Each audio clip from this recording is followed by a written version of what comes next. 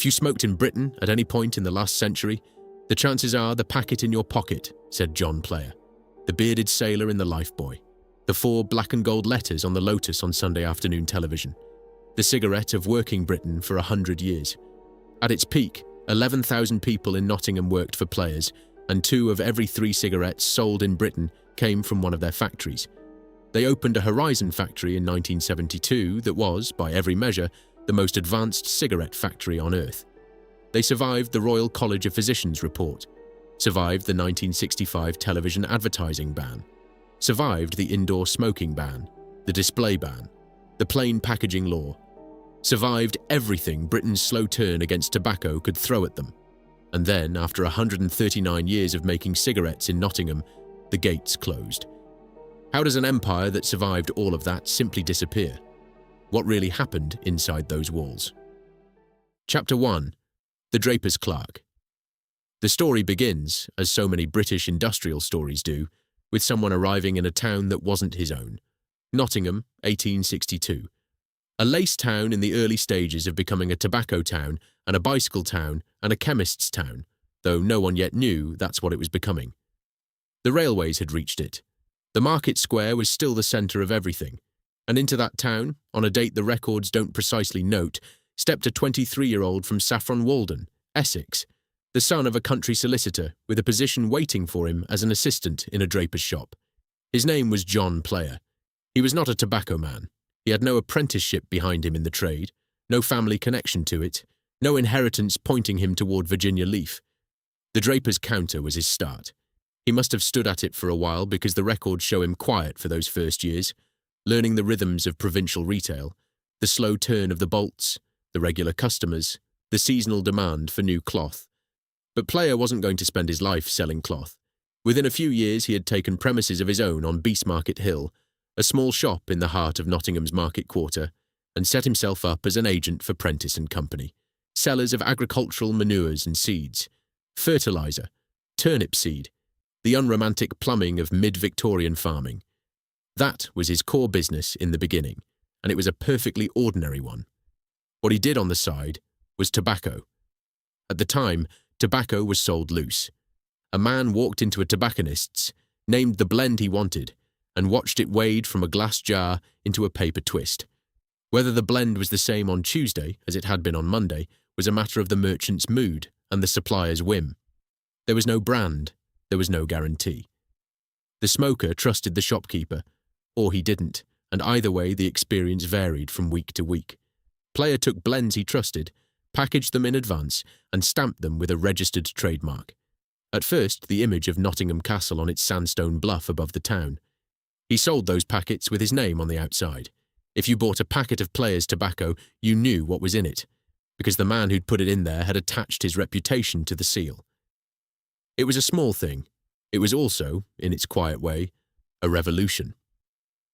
Half a century before consumer branding became the dominant grammar of British retail, a Nottingham tobacconist had worked out that what customers wanted was not just the product, it was the promise behind it. The tobacco grew. The agricultural manures didn't. By 1871, Player was registered as a tobacconist, employing 1 man and 3 boys. The shop on Beastmarket Hill was no longer about seeds. It was about packets and about a customer base that was beginning to ask for him by name. In 1877, he made the leap.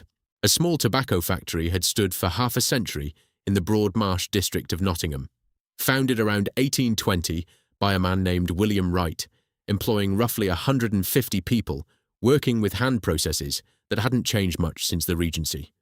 Player bought it. At 38 years old, the draper's clerk who had once sold turnip seed had become a manufacturer. 4 years later, in 1881, he bought something larger still. A large, undeveloped site at Radford, on the western edge of Nottingham, and erected 3 factory blocks. Only one of them did he actually need. The other 2 he leased out to lace manufacturers. The lace trade was still the heartbeat of Nottingham's economy, and Player had bet shrewdly that the rent would help underwrite his ambitions while he grew into the rest. His own building he named the Castle Tobacco Factory, after the trademark that had built the business. It opened in April 1884. The Broadmarsh staff transferred across, the machines were set running, and the modern history of Nottingham tobacco began. 8 months later, John Player was dead. He was 45 years old. The cause, according to one account, was cancer of the liver. He left a widow, 2 sons aged 18 and 19, and a tobacco empire he had built from a sideline at a manure merchant's counter, and would never see become the thing he had built it to become. In the end, he had owned the castle for less than a year. The 2 boys, William Goodacre Player, 18, and John Dane Player, 19, were still at Nottingham High School when their father died. Their names sat next to each other in the school's register. Boys 563 and 564. Old Nottinghamians, both. Children of a city that had just lost the man who was supposed to make it the cigarette capital of the British Empire. They were too young to take over. They knew it. The family knew it. So, for the next 9 years, the firm was held in trust by a small group of family friends, caretakers in effect, who kept the doors of the castle open and the wages paid, and the Nottingham Castle trademark on the packets, but who did not expand the business and did not transform it. The empire building had to wait. It would be 1893 before William Goodacre and John Dane were ready to step into the rooms their father had built. By the time they did, the brothers had inherited something more than a factory. They had inherited an idea about what their father had been trying to do, and what was still to do if anyone was prepared to take it on. Chapter 2. The Sailor in the Lifebuoy. The brothers were not their father. William Goodacre Player was 27 when he took up his place at the head of the firm in 1893. His brother John Dane was 29. They had grown up inside the business in a way their father never had. There had been no draper's counter, no agricultural manures sideline, no slow conversion from one trade to another. They had been born into tobacco. By the time they took control, they knew it the way men born into a family business always know it. Not as a career, but as a place. What they had grown up watching, however, was the small operation. The castle factory in 1893 was a 1,000-strong workforce on its way somewhere. The brothers had to decide where. Their first move was to incorporate. In 1895, John Player and Sons became a private limited company with issued share capital of £200,000, somewhere around $2.5 million in modern money. The capital wasn't raised to expand the building. It was raised to expand the brand. And the brand, in those early years of the brothers' stewardship, was Navy Cut. Player's Navy Cut had been introduced in 1883, the year before the castle factory opened. The name referred to a sailor's practice. In the Royal Navy, men were issued ropes of tobacco bound tightly together, allowed to mature under their own pressure, and then sliced off, cut, when needed. The resulting tobacco was richer, mellower, sweeter than the loose leaf sold ashore. Navy Cut was the merchant marine's term for it.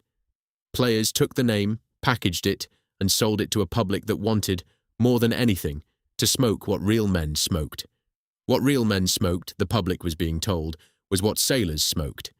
And on the front of every packet of Navy Cut, first appearing in 1883, then enclosed within a lifebuoy in 1888, was a sailor. His name, according to the cap band, was Hero. He was bearded, weathered, calm, framed by a ring of cork. Behind him on the horizon sat 2 warships. The image came together in the late 1880s and was tinkered with for decades afterward. The beard came and went. The angle of his cap shifted slightly. The lifebuoy was refined, but the figure remained essentially the same. He stared out from millions of packets into pubs and shops and front parlours and railway carriages for 100 years. The origins of him were tangled. The sailor image itself derived from an 1891 artist's concept registered for a different brand, the Jack Glory Tobacco of William Parkins and Company in Chester. The man who modelled for him was reportedly a Royal Navy crewman named Thomas Huntley Wood, who had served on HMS Edinburgh in the 1880s. The 2 ships behind him remain debated by historians of the trademark. The one on the left is generally taken to be HMS Britannia. The one on the right is either HMS Dreadnought or, the more likely candidate, given the period, HMS Hero. And HMS Hero is where the story gets quietly funny. HMS Hero and her sister ship HMS Conqueror were turret ships of the late 1880s. They were described by the great battleship authority Dr. Oscar Parkes, the man who wrote the standard reference work on Victorian warship design, as 2 of the most useless turret ships ever built for the Navy. They were obsolete almost on the day they were launched. They served, in effect, as cautionary examples to a Royal Navy that was trying to work out what battleships should look like. One of the most successful trademarks in British commercial history immortalised one of the Royal Navy's least successful warships. The smoker stood at the bar in Bolton or Hull or Coventry and held the packet up to the light, and what he saw behind the bearded sailor was a vessel the Admiralty was quietly trying to forget. The sailor, by 1907, had been standardised with his beard. The name Hero was fixed in 1927, the same year players commissioned an oil painting of the figure, Head of a Sailor, by the Anglo-Irish artist Arthur David McCormick. The trademark had become a piece of furniture in British life. By 1898, 5 years into the brothers' control of the firm, players employed 1,000 workers at Castle. 200 of them were women, and they had a name of their own around Nottingham. They were called the Players' Angels. The angels made the cigarettes by hand. Each of them could make, on a good shift, around 2,000. They sat at long benches in white aprons and worked in a rhythm that anyone who watched it described in the same way, as something between a dance and a piano practice. The fingers moved without the eyes following. The packs grew. The shift bell rang. They went home and came back the next morning. The brothers paid them, by the standards of the time, well. Players was a paternalist firm and made a show of being so. In 1906, the company opened a recreation ground for the workers on Aspley Lane. The Players' Rec, it was called, and Nottingham still knows the name. From 1910, every employee received an annual bonus. From 1922, they were given paid holidays. Paid holidays at a Nottingham factory in 1922 being not far short of revolutionary.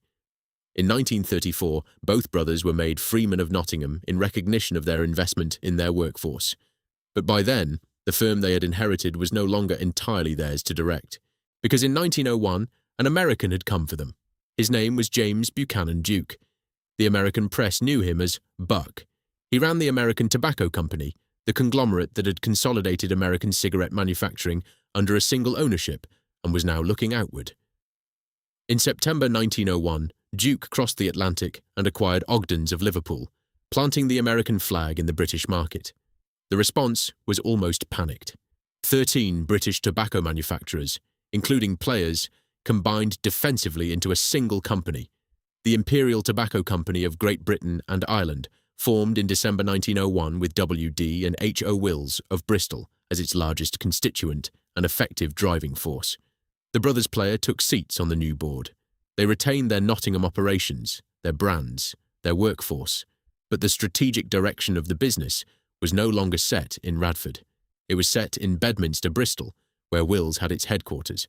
The firm John Player had built from a draper's shop on Beast Market Hill had become a subsidiary. It would remain one for the rest of its life. Chapter 3. The Packet of 20. By the late 1950s, the firm John Player had founded with 150 workers at Broadmarsh employed 11,000 people across Nottingham. The Castle factory had grown into a campus. The brothers were dead.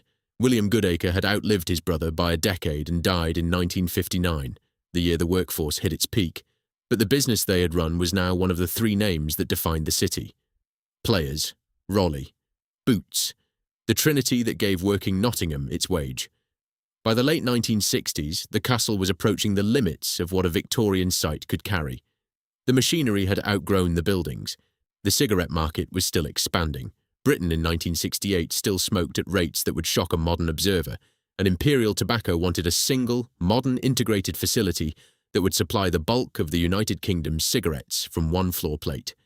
They bought 45 acres at Lenton, on the Thane Road Industrial Estate, immediately adjacent to Boots. They called the project Horizon. The architect they chose was Peter Foggo, working through the design arm of the engineering firm Arup. The builder they chose was Bovis. And in a decision that was, in 1968, almost without precedent in British industrial construction, they integrated the contractor into the design team from the very beginning, a pioneering use of what came to be called the management contract. Horizon was commissioned in 1968 and built across the following 4 years. The cost was somewhere around £14 million. It opened in November 1972, and from the moment its photographs reached the architectural press, it was understood that something genuinely new had been built in the East Midlands. It won the Financial Times Industrial Architecture Award for 1973. It won a Civic Trust Award, It won a Reba Award. The 20th Century Society, looking at it from the perspective of half a century later, would describe its structure in language usually reserved for cathedrals: 36 near-identical units, columns set 100 feet apart over packing, storage and offices, massive precast concrete panels facetted to give what the Society called the shimmer of a rough diamond. With canteen, bank and shops set into the manufacturing block itself, the building took on a distinctive four-square silhouette. Workers and visitors and architectural critics all reached for the same image. It looked, they said, like a packet of 20. The metaphor was not subtle. It was also not accidental. Horizon was designed to look like the product it made. Inside, the standards were extraordinary. Tobacco needs humidity. Tobacco needs cleanliness. Tobacco needs floors that don't generate dust. So Horizon was given maple floors throughout the production halls. The internal partitions were Cyperex. The roof was glass-reinforced plastic. The heating and electricity came from a North Sea gas total energy system that was, at the time, one of the most advanced installed anywhere in British manufacturing. There was a detail that became locally famous. In June 1972, before a single Horizon cigarette had been packed, players' tax bill came to £1.25 million a day. A day. The duty was calculated before manufacture, on the leaf entering the building. The dust that fell from the floor and the air filters was then weighed at the end of each shift, and the corresponding tax recovered. A factory whose every shed flake of tobacco was tracked, accounted for, and reclaimed from the floor sweepings, because the alternative was leaving money lying about in the dust. The workers who arrived for the first shifts at Horizon in 1972 walked into a building unlike any factory their parents had worked in. The lighting was even. The temperature was controlled. The air carried the scent of cured tobacco and machine oil, and the faint sweetness of the gum used to seal the cigarette papers. And underneath everything, in a way the building had been designed to suppress, the very faint sharpness of acetate from the filter line. The works floor moved at a speed that Castle had never reached. The making machines produced cigarettes by the 1,000 per minute. The packing lines took them in stacks of 20, wrapped them in cellophane, boxed them in cartons of 200, palletized them for the loading bays. A single operative could oversee an output that would have required 100 Players' Angels in 1898, and yet the building still required hands.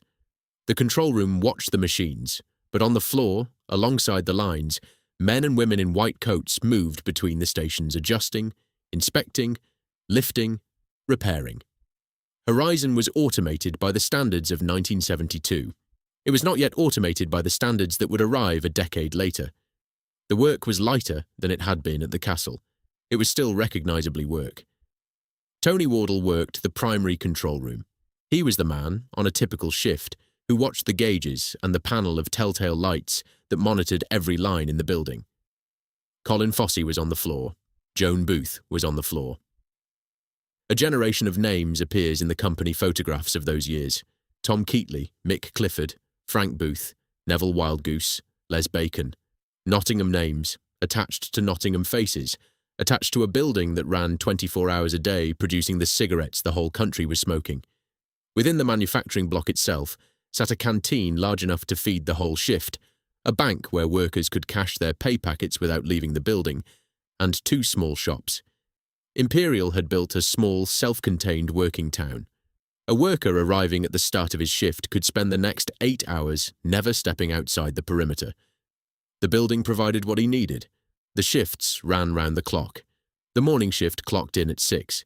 The afternoon shift took over at 2. The night shift came in at 10, when most of Nottingham was on its way to bed, and worked through the small hours, the factory humming and clicking inside its concrete panel walls, while the surrounding industrial estate slept.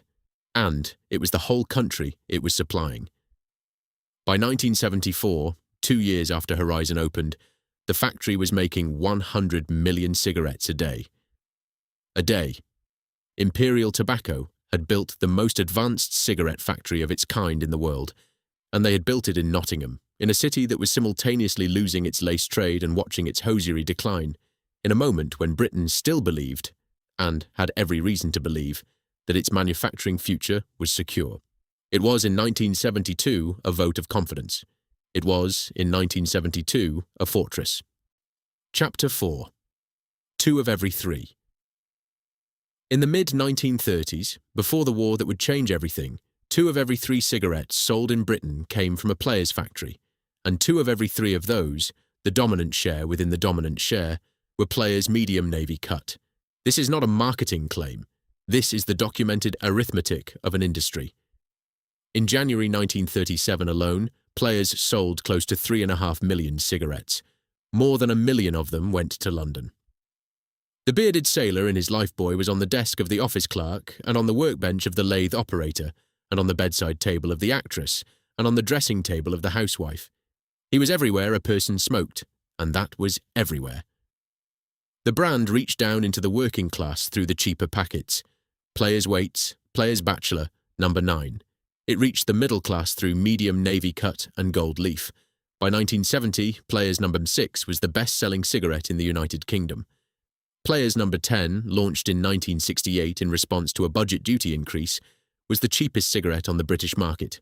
3 shillings and twopence for a packet of 20, and at the top of the range, a name began to detach itself from the rest.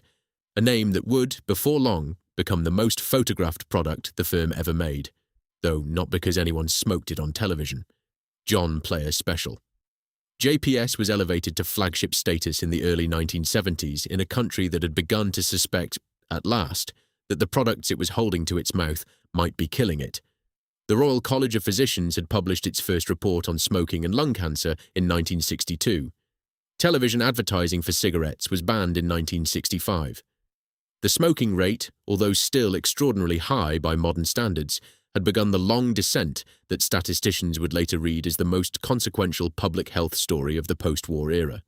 In response, Imperial Tobacco did what tobacco companies have always done when the wind turns against them. It changed the conversation. In 1968, Imperial approached Colin Chapman, the engineer who ran Team Lotus, with a proposal.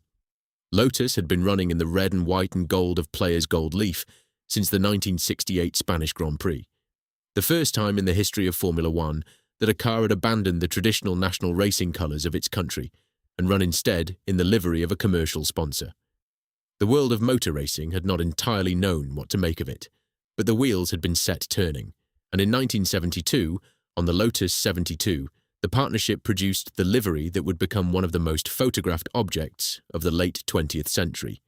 Black and gold, 2 colours, the blackest black anyone could mix, and a gold the colour of an engagement ring. On the rear engine cover, in a particular type that Players' promotions men had developed, 4 letters, JPS. By many accounts, the brand was elevated for the purpose of the sponsorship. The name sounded like the designation of a racing prototype rather than a packet of cigarettes, which let Imperial slip past the tightening rules on cigarette advertising. The drivers came. Emerson Fittipaldi took the World Championship in 1972 at 25. At that point, the youngest world champion in the history of the sport. Ronnie Peterson followed, Jackie Ickx, Gunnar Nilsson, Mario Andretti, who took the championship in 1978, Elio De Angelis, Nigel Mansell, a young Brazilian named Ayrton Senna, who took his first Formula One victory and his first pole positions in a Lotus 97T, painted in those 2 colours, black and gold, the colours of the firm John Player had built from a draper's shop in Nottingham. The partnership ran for 14 years. It won 2 drivers' championships and 3 constructors' championships. It was replaced at the end of 1986 by Camel, the yellow livery that was never quite as iconic, never quite as photographed, never quite as imitated. Peter Dyke, Imperial's head of sponsored events, said in his blunt way at the time, "We realised that a very strong part of the profile of John Player was in Formula One, and that it was a valuable part of our portfolio. It was a valuable part of more than the portfolio. It was a valuable part of British weekend life. So was the cricket. In 1969, Players offered the Marylebone Cricket Club a sum of money to sponsor a new competition. The English County Championships had been losing money for years. The smaller counties were sliding toward financial collapse, and somebody at Lord's was prepared to listen. The deal Players struck was £67,000 for the first year, of which £35,000 was split between the 17 first-class counties. A player on the pitch on a Sunday afternoon was paid £6, 10 shillings for the match. By the standards of professional sport even then, it was modest, but the format was a revelation. 40 overs a side, a single afternoon, broadcast live on BBC television. It became the John Players County League in 1969, the John Player League the year after, and from 1984, the John Player Special League. It ran for 18 seasons. The smaller counties that had been on the brink were saved.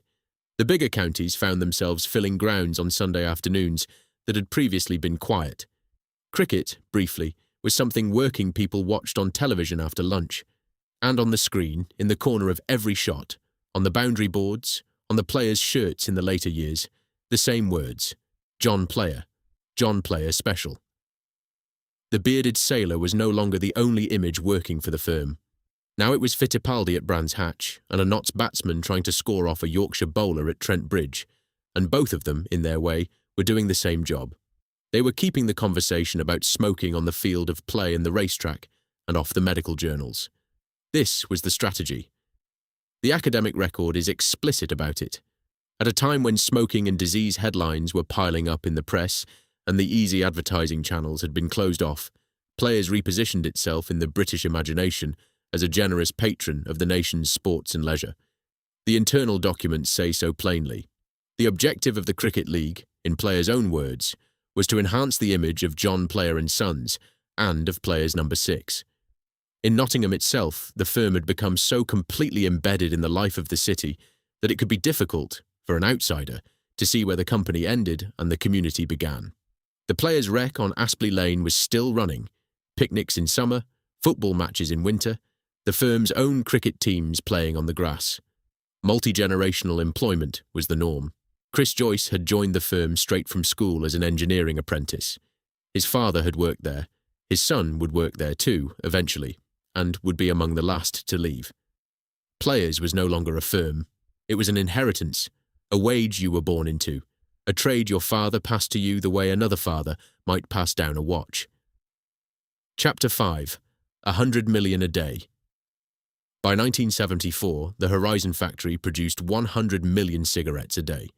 At full output, across the year, the site made 50 billion cigarettes.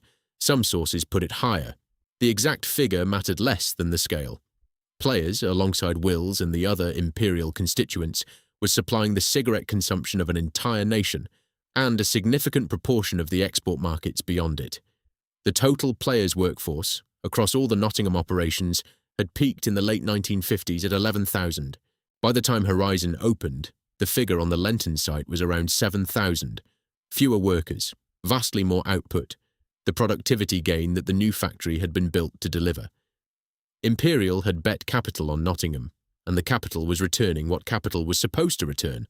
The factory was, in the strictest sense, the best in the world. The architectural press said so, the Royal Institute of British Architects said so, the Financial Times said so, the Civic Trust said so.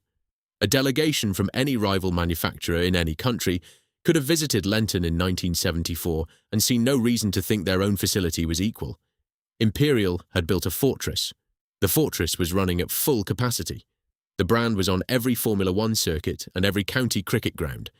The packets were in every pub in the country, and underneath all of it, almost invisible at the time, the slow movement of the tide. The Royal College of Physicians report had appeared 12 years earlier. The television advertising ban had been in place for nearly a decade. In 1974, when the General Lifestyle Survey began producing reliable annual data on British smoking habits, the headline figure was 45% of the adult population still smoking cigarettes, 51% of men, 41% of women, 45%. Today, the figure is below 15. In 1974, nobody at Horizon could have known the curve they were standing on. The factory had been open 2 years. The decisions that would close it lay 40 years in the future. The cigarette in the hand of the office worker on the train to Marylebone was, for the present, still simply a cigarette. Not yet a habit to be apologised for, not yet a vice to be regulated into corners, not yet the thing it would become. But the rate was falling. From the first survey in 1974 onward, every subsequent reading would show the figure lower than the one before. The decline would be slow at first. It would accelerate. By the late 1980s, less than a third of British adults would be smoking. By the early 2010s, less than a fifth. The brand strategy that had built the Cricket League and the racing cars was a holding operation. Imperial knew it. The sponsorship was buying time, not a future. The men and women who arrived for the morning shift in 1974 had no reason to suspect any of this. They walked through the gates of a building that was 4 square and confident and designed to look like a packet of 20. They went to their stations on a maple floor in a hall with concrete columns set 100 feet apart. They did the work they had been trained for. They took their break in the canteen built into the manufacturing block. They went home at the end of the shift to a Nottingham that was still just a city where a job at Players was a job for life. For them, Horizon was new. For them, Horizon was the future. It was, in fact, the highest point. Chapter 6. The Tide. The tide had turned 12 years before Horizon opened. It had simply not yet shown itself in any number that mattered to the men running the factory. In 1962, the Royal College of Physicians had published its first report on smoking and lung cancer. The findings were unambiguous. The reaction, on the part of the British public, was slower than the findings, but it was steady. In 1965, television advertising for cigarettes was banned in the United Kingdom. By 1974, when the General Lifestyle Survey began producing systematic data, 45% of British adults were still smoking. The figure was high. The direction was downward. By the early 1990s, the figure had fallen to around 30%. By 2010, it was 21%. By 2013, it stood at 19.3%, the lowest in 80 years. The descent was not dramatic in any single year. It was relentless across the decades. Every survey lower than the one before. Every cohort of teenagers starting later, smoking less, quitting younger. Beneath the numbers, the regulation accumulated. Scotland banned smoking in enclosed public places in March 2006. Wales and Northern Ireland followed in April 2007. England joined them on the 1st of July that year. The display ban arrived for large retailers in April 2012 and for small ones in April 2015. The cigarettes vanished from the shelf behind the till and slid into shutters that could only be opened for a transaction. The packets themselves came next. Plain packaging, drab green with the brand name in a regulated font, dominated by graphic health warnings, became law through the Children and Families Act of 2014 and came into force on the 20th of May 2016. Around the same time, in Brussels, the European Union's Tobacco Products Directive, known to the trade simply as EU TPD, came into force from May 2014, with member states required to transpose its provisions by May 2016. The directive abolished packets of 10. It abolished the smaller pouches of Roll Your Own. It mandated the larger health warnings. For an industry that had spent 100 years optimizing its packaging for sale at the point of impulse purchase, the rules were a slow strangulation. Inside Imperial Tobacco, the consequences had been visible for longer than the public realized. During the 1980s, the decade after Horizon opened, the decade when the architectural awards still gleamed and the cricket league still ran on Sunday afternoons, 5 of Imperial's Nottingham factories had closed. 3,000 jobs had been lost across the city. The castle was already gone. 2 of the 3 original Radford factory blocks were demolished in 1987. The third had been wound down by the mid-1970s. In 1986, the Hanson Trust, the acquisitive conglomerate run by Lord Hanson, asset stripper to a generation of British manufacturers, took over the Imperial Group. Hanson's reputation preceded him. He bought slow-moving companies, sold their non-core assets, and returned the proceeds to shareholders. Imperial's tobacco operations survived the Hanson era. Other parts of the conglomerate did not. By the mid-2000s, Horizon employed around 1,000. It had been 7,000 at peak. The capacity of the building was 36 billion cigarettes a year. Actual output was running at roughly half of that. The plant was a half-full fortress, manufacturing for a market that no longer needed it at the scale it had been built to serve, and Imperial had not been idle elsewhere. In December 2001, the company had incorporated Imperial Tobacco Polska Manufacturing, a Polish subsidiary based at Radom. By 2005, the Radom factory employed 250 people and produced 10 billion cigarettes a year. By 2020, the workforce would be 700. A second Polish factory had opened at Tarnowo Podgórne, near Poznań. In Germany, Riemsma's factory at Langenhagen, near Hanover, opened in 1971, producing predominantly Davidoff cigarettes, had been designated the group's main German plant. In 2005, it had employed 500 staff and produced 20 billion cigarettes a year. The geography of Imperial's manufacturing was shifting. Eastward in Europe, southward in cost, away from the cities where the brands had been born. The logic was the standard logic of late industrial restructuring. Declining demand in the home market, lower labour costs to the east, an EU customs union that made cross-border supply frictionless. There was no malice in it. There was no mystery in it. It was simply the slow movement of capital toward the cheapest available production and the slow withdrawal from the most expensive. Horizon, in 2014, was the most expensive. Horizon was running at less than half capacity. Horizon employed a workforce who had been there, in many cases, for 30 years, and would be there, in many cases, for the rest of their working lives if no one disturbed them. The disturbance came on the 15th of April.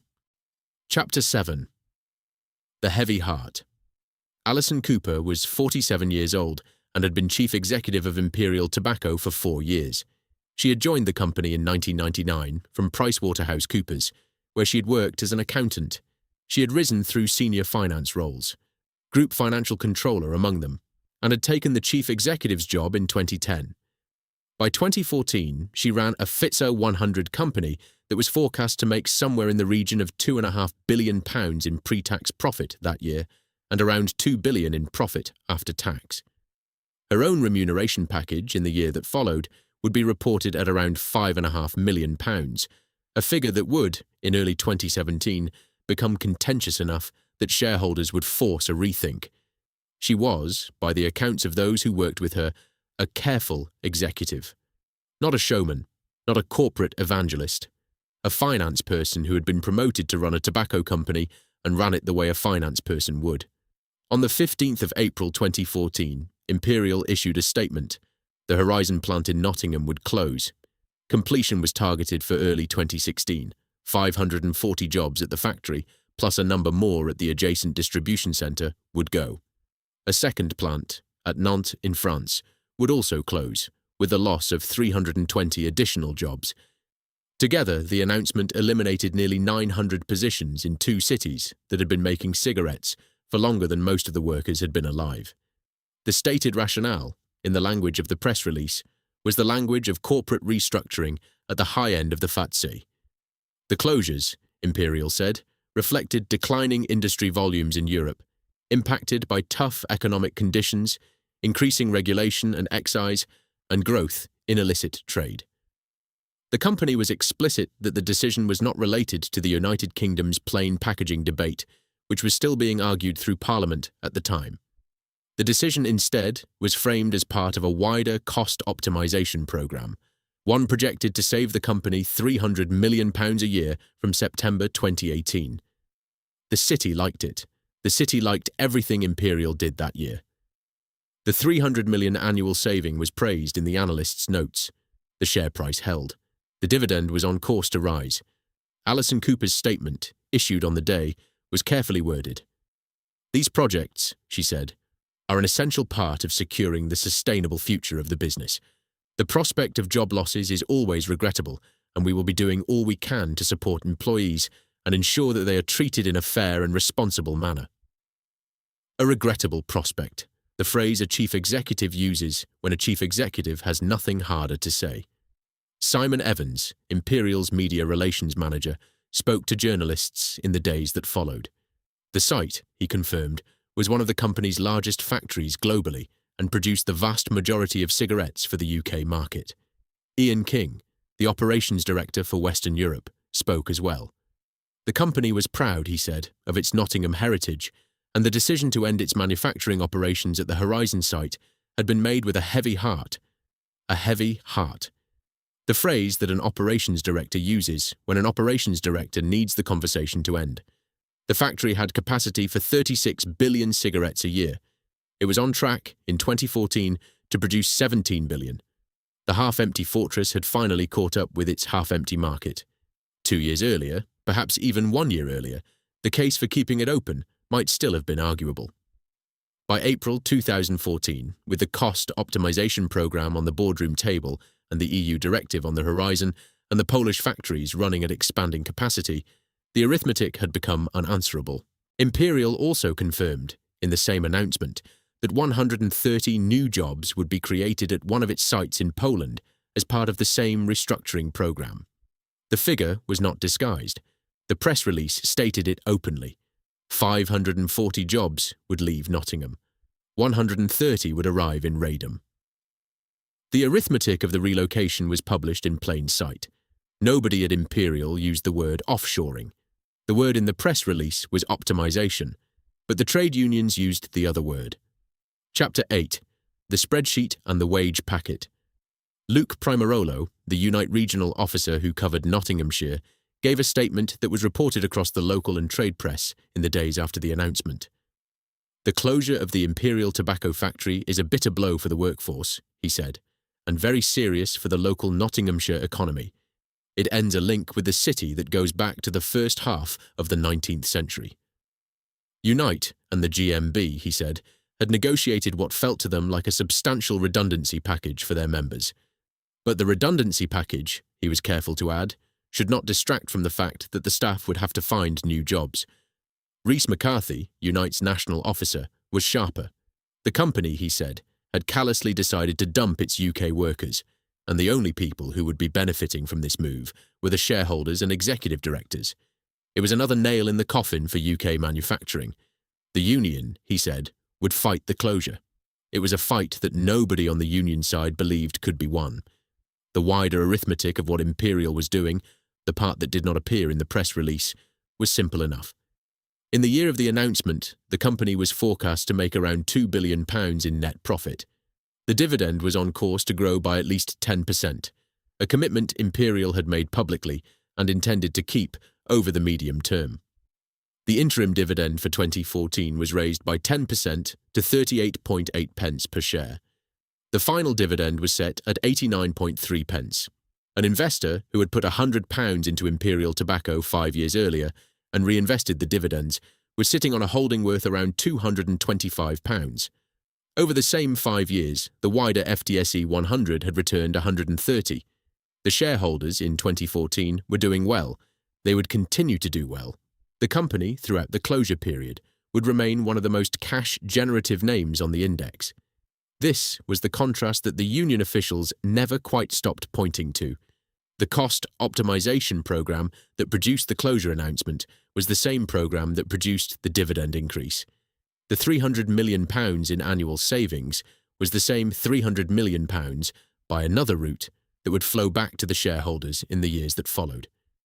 Nick MacDonald, the councillor with the portfolio for growth on Nottingham City Council, gave a statement that was characteristically measured. The city, he said, had seen many manufacturing businesses close over the years, and it was always sad when production finally stopped at a firm with strong local roots, a firm which generations of Nottingham families had worked for. Imperial Tobacco, he said, had been part of the fabric of the city for a long time. However, the city had to look to the future. Look to the future. The phrase a councillor uses when there is nothing in the present that he can do. Across the Channel, in Nantes, the same announcement was producing the same response in French. The Nantes factory had been making cigarettes since well before the war. Its 320 workers were being told the same story their Nottingham counterparts were being told. The cost optimization program did not respect national borders.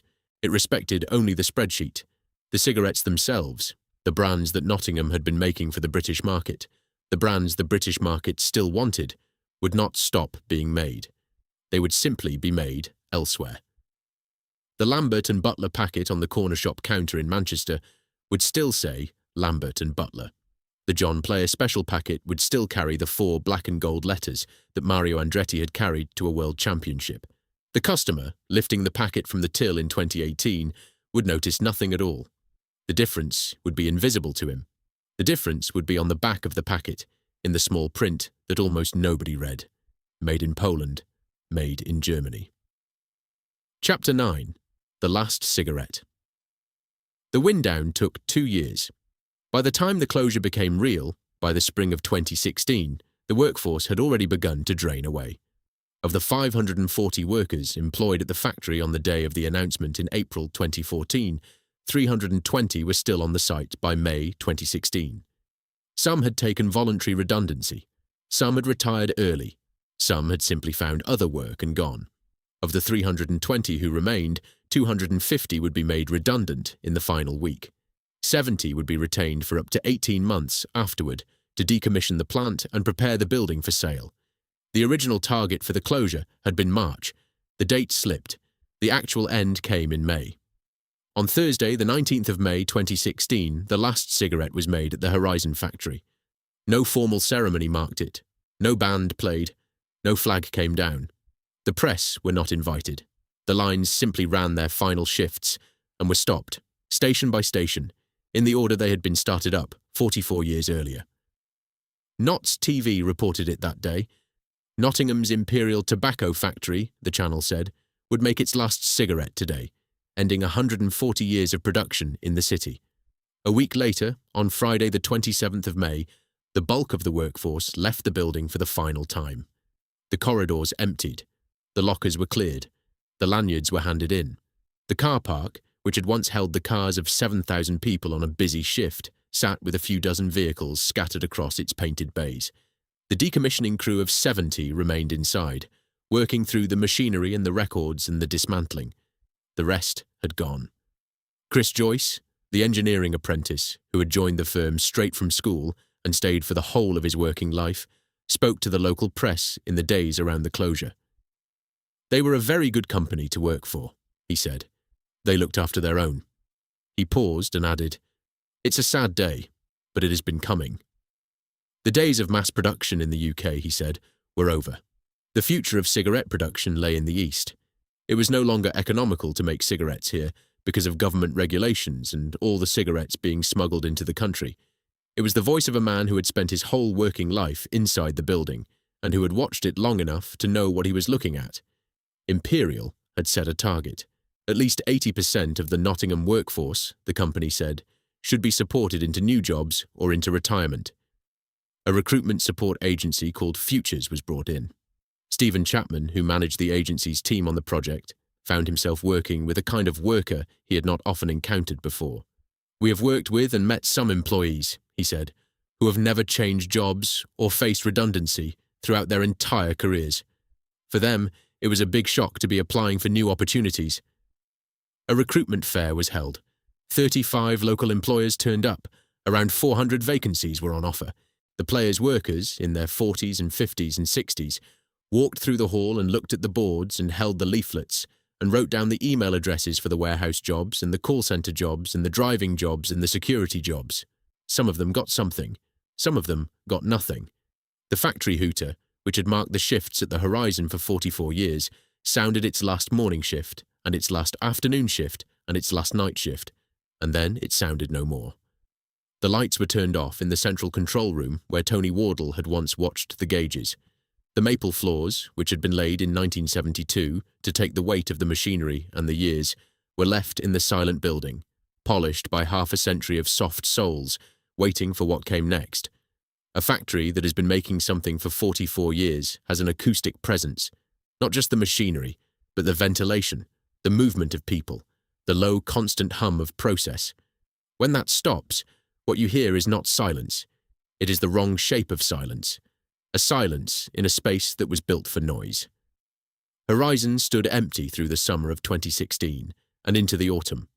The 70-strong decommissioning crew moved through the building, stripping out the lines, recovering what could be recovered, recording what had to be recorded. Imperial Tobacco, which that same year rebranded itself as Imperial Brands, in a stated effort to position the firm as a fast-moving consumer goods company rather than a tobacco manufacturer, moved its planning on to the next stage of the cost optimization program. The shareholders received their dividend. The Cricket League, which had ended in 1986, was 30 years past.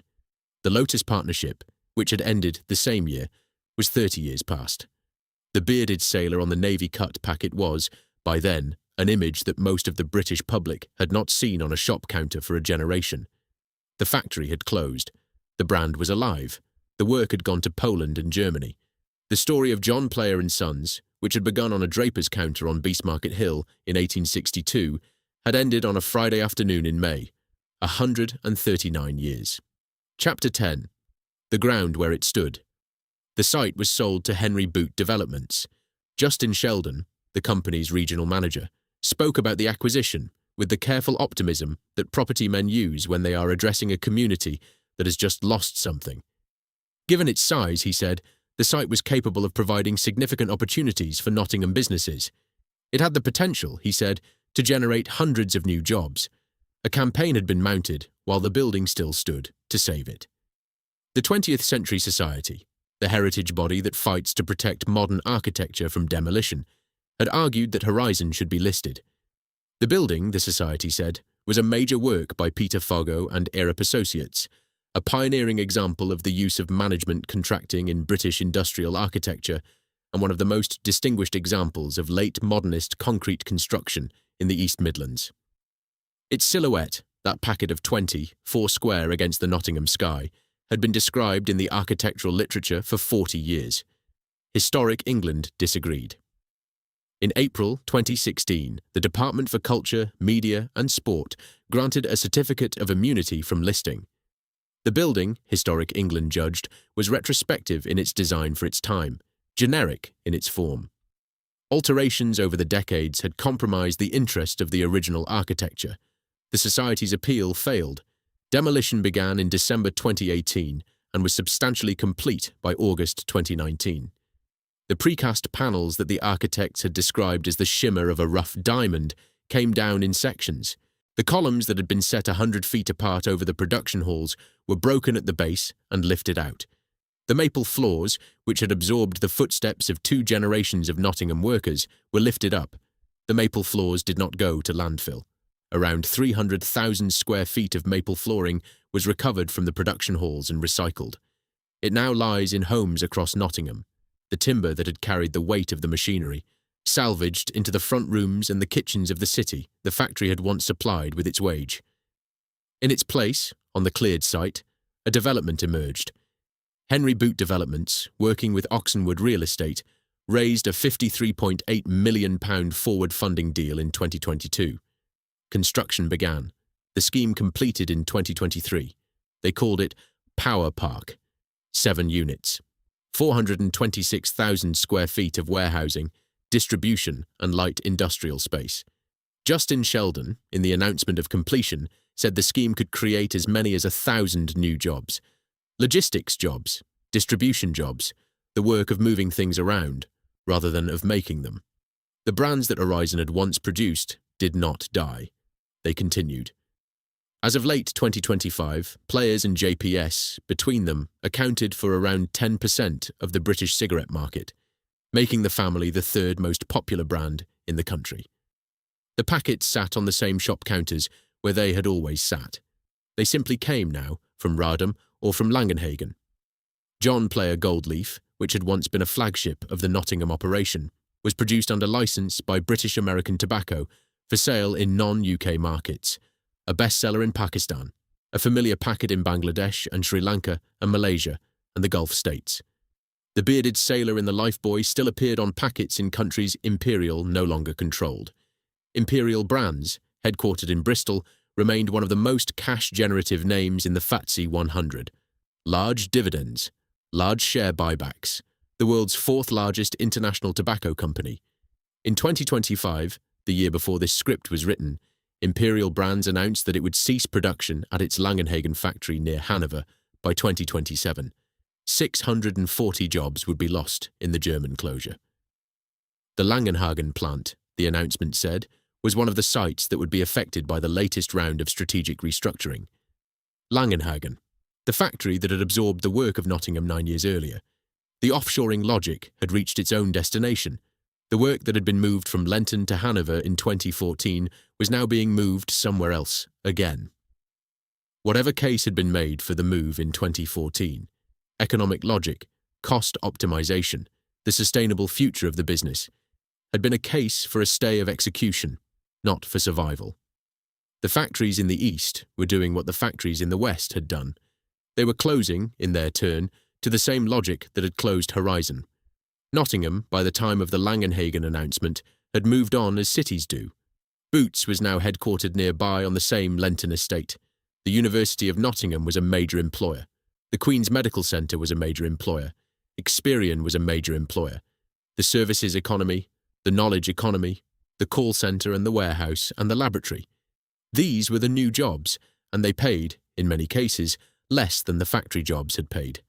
The players' pension, which had supported retirements through the 1990s and 2000s, was no longer being added to. The players' recreation ground on Aspley Lane, the Players' Rec, still existed, but the firm whose name was on it no longer made anything within 30 miles of the gates. In the homes across Nottingham, where the maple flooring had been laid, the wood was darker than it had been in the production halls. It had been refinished and refitted and adapted, but the grain underneath was the grain that had stood under the cigarette lines through the 1970s and the 1980s and the 1990s and into the new century, and there was, if anyone walking on it had cared to think about it, a kind of memory in the wood. Chapter 11. What remains? The ground at Lenton is occupied. The site is busy. The lorries arrive at Power Park and they leave again, and the units fill and empty and fill, and the new economy does what the new economy does. The clock from the No. 2 Radford factory still stands on a plinth in the retail park that was built on the site of the old castle. A few yards of pavement, a small brass plaque, a Victorian clock face that once told the morning shift its time. It is almost the only piece of the old firm that remains visible in the city. The bearded sailor still exists. He is on packets in Karachi and in Lahore, and in Colombo and in Kuala Lumpur. He is on packets in Bristol and Manchester and Glasgow, made in Poland and Germany. He has outlived the country he was supposed to represent, and the navy he was supposed to belong to, and the firm that put him on the lifebuoy in 1888. He stares out the way he has always stared out, calm and bearded and slightly amused, looking past the smoker to a horizon he can see and the smoker cannot. The story of John Player and Sons ran from a draper's counter on Beastmarket Hill in 1862 to a Friday afternoon at Lenton in May 2016. 154 years from beginning to end. 139 from the day John Player bought the small factory at Broadmarsh. 132 from the day the Castle Tobacco Factory opened, and the day, 8 months later, when its founder died at 45 and never saw what his sons would build. The firm built an empire. The firm employed 11,000 people at its peak. The firm produced 2 of every 3 cigarettes sold in Britain in the mid-1930s. The firm painted Formula One black and gold and put cricket on Sunday afternoon television. The firm built a factory that was, for a moment in 1972, the most advanced of its kind on Earth. And then the firm, or what the firm had become, closed the factory and moved the work to the cheaper countries to the east, and grew the dividend by 10%, and rebranded itself as a fast-moving consumer goods company, and announced, 9 years later, that it would close the cheaper countries to the east too. Not through a single catastrophe, through 40 years of arithmetic that arrived, decision by decision, at the same destination. A heavy heart from the operations director, a regrettable prospect from the chief executive, a bitter blow from the union officer, a look to the future from the city councillor, and, in the gap between those phrases, 540 wage packets that stopped arriving on a Friday in May. The packet of 20 is still on the corner shop counter, the factory that looked like it is gone